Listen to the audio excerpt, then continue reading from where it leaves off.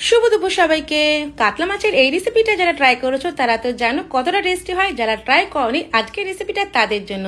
তাহলে চট করে দেখে নাও আজকে কি বানালাম। এখানে আমি কাতলা মাছের 6 পিস মতন পেটি নিয়েছি, ভালো করে ধুয়ে রেখেছি, আর দিয়ে দিয়েছিলাম কিছুটা পরিমাণ নুন, কিছুটা গোলমরিচ গুঁড়ো মাখিয়ে নিয়ে শেষে দিয়ে দিয়েছিলাম কিছুটা পাতিলেবুর রস। এবার সবকিছু একসাথে মাখিয়ে নিয়ে রেখে দিয়েছিলাম 5 মিনিটের জন্য। আর এখানে একটা মশলা বানাতে হবে, তার জন্য নিয়েছিলাম কিছুটা আদা কুচি, কিছুটা রসুন কুচি, কয়েকটা কাঁচা লঙ্কা, কিছুটা গোটা ধনে, একটা শুকনো লঙ্কা, ভালো করে পেস্ট করে এই পেস্টে এবার দিয়ে দেবো মাছের ওপরে।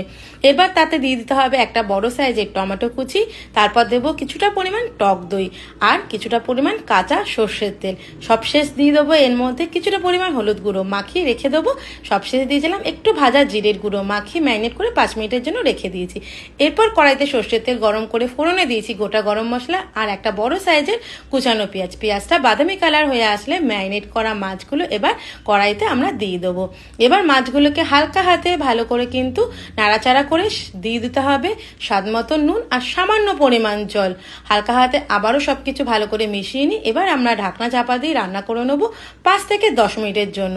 5-10 মিনিট পর ঢাকনা খুলে মাছগুলোকে হালকা হাতে এবারে উল্টে দিতে হবে, দিয়ে আবারও আমরা ঢাকনা চাপা দিয়ে রান্না করে নেবো 5 থেকে 10 মিনিটের জন্য। এরপর যখন দেখবো ঝোল শুকিয়ে গ্রেভি গাঢ় হয়ে আসছে, সবশেষে আমরা স্বাদটা ব্যালেন্স করার জন্য দিয়ে দেবো সামান্য পরিমাণ চিনি আর কয়েকটা চেরা কাঁচা লঙ্কা। ব্যাস, তাহলে রেডি হয়ে যাবে আমাদের কাতলা মাছের এই রেসিপিটা।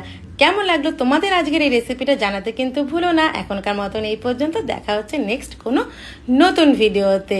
ভিডিওটা ভালো লাগলে অবশ্যই একটা লাইক কমেন্ট করে পাশে থেকো। ভিডিওটা দেখার জন্য সবাইকে ধন্যবাদ।